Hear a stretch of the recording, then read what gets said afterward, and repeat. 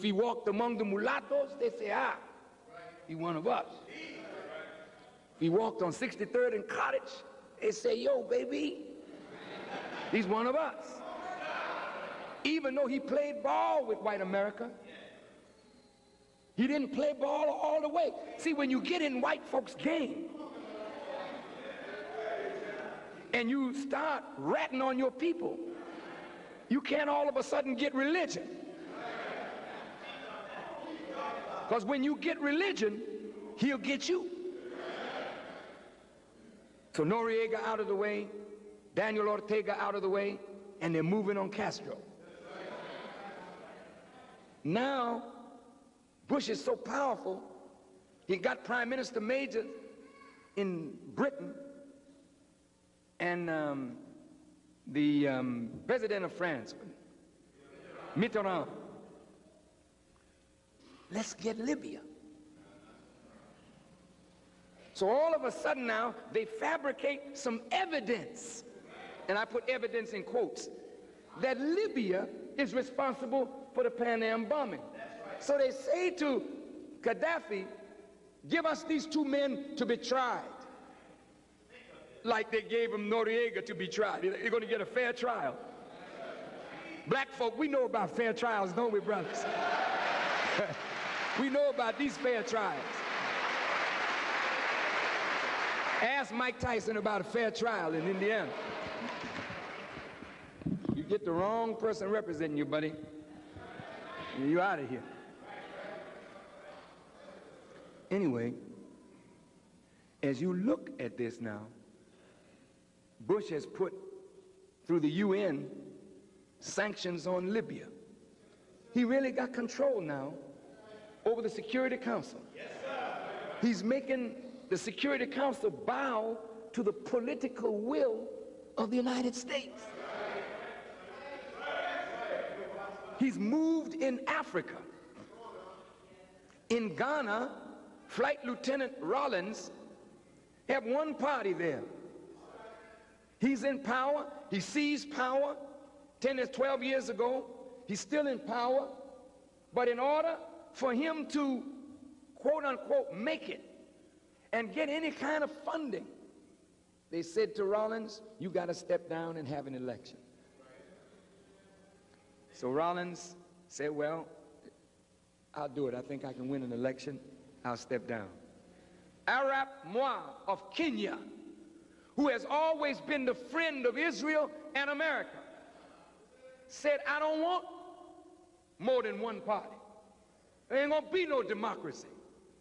And all America did was unleash propaganda against him in his own country, turning his people against him. And when he saw a revolution coming, he said, okay, okay, America, I'll have democracy.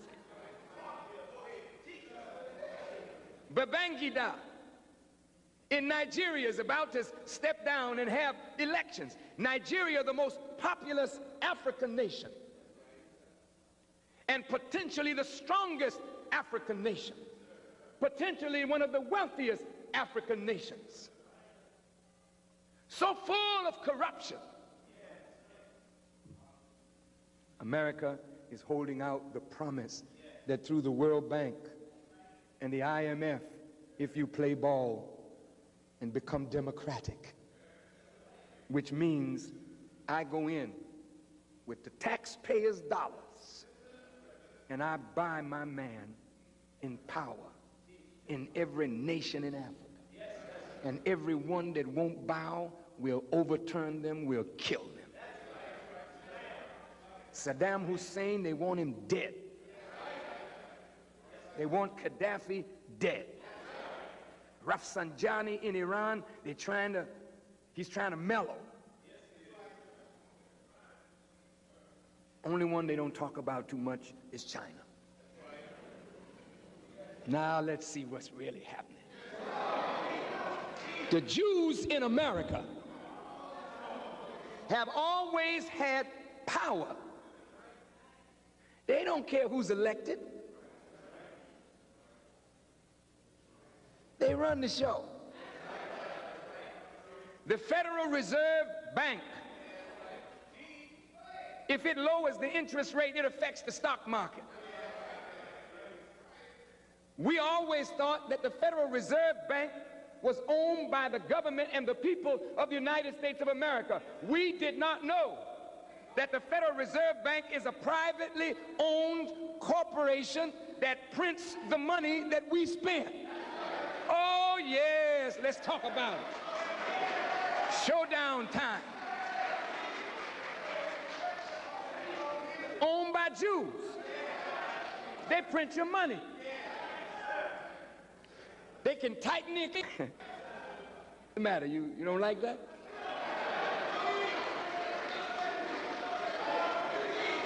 You hear Jews when they argue. You say, we own the banks. We don't own any banks. The banks are owned by the WASPs, the Anglo-Saxon Protestants. Yeah, they may own them little banks. But at the bank,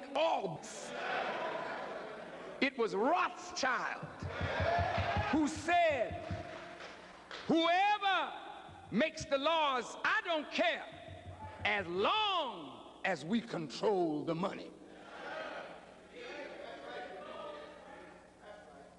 Well, here we are. If you look at your dollar bill, they say money talks. But we never did understand what it says. But it's talking.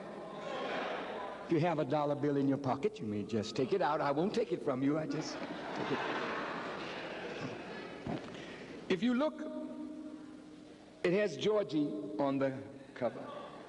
On the $1 bill, because he's number one. He's the first president. He's a Shriner. He has 32 or 3 degrees of masonry. You look on the back of the dollar, you see a pyramid with a missing block at the top, called a capstone, I think. And you have an all-seeing eye in a pyramid of its own, looking for the capstone. I'm sure he spied it. Over on the other side, you have an eagle, which is a bird of prey. It has arrows in one claw and an olive branch in the other, talking peace and ready for war. He has 9 feathers in his tail. I think it's 13 arrows. Check it out. That unlucky number for white folks. These 9 feathers in his tail. See, that's what gives you your tail is what gives you your balance. Those 9 feathers represent the 9 Supreme Court justices. And it's a very increasingly conservative Supreme Court that's against you, brother and sister. You got 1, 2, 3, 4, 5, 6, 7 white stripes and 6 red here. Come to 13 again. Then above it, in a sort of like a halo-like thing, you have 13 stars. And if you could draw in, starting the top star, down and then across and then up, and then the 4 stars right under the 1, if you could draw a line across and then down, you'd see a Star of David. See, the real Israel has never been over there. Run,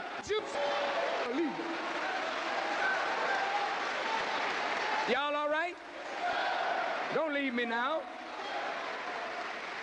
Are y'all all right? Now look at how this thing winds up. It was natural for this Israel to help that Israel. You think the Jews are a minority here, but minority is only numerical. One could be a minority, 9 or 10, but if one got the power, then the 9 others that are number to one make no difference. It's where the power is. You understand that, don't you? Now let's go on. We're having a nice time.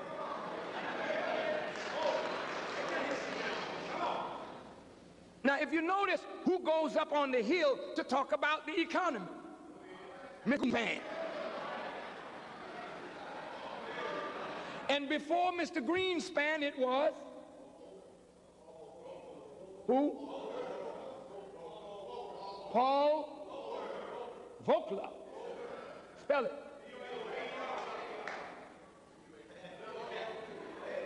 But he's one of the Klan, ain't he? That's my point. They run the money picture. You need to get a book that details how the Federal Reserve Bank came into existence. The boys that print your money, that's the real power. They got us killing each other over this. Selling out our future over this. Jews set up the communist camp. Karl Marx was a Jew. Jews set up democracy or capitalism. You really see? Break it down and show you what it means. You want democracy? You got democracy. What is democracy? Let's break the word down. Democracy. You got it? D-E-M-O-C-R-A-C-Y. Pardon me, I only went to the 3rd grade.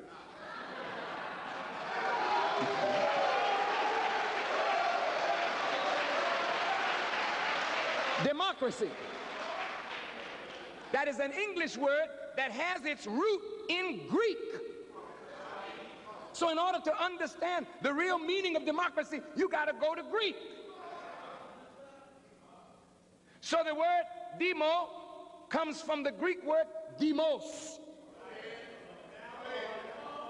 And krasi comes from the Greek root kratis, K-R-A-T-I-S. Demos, kratis. When you bring it up into Latin, it becomes demon, D-E-M-O-N, C-R-A-C-I, krasi. Then they drop the N and change the I to a Y, and you get democracy. Well, demos kratis and democracy means the rule not of the people, but the rule of the devil.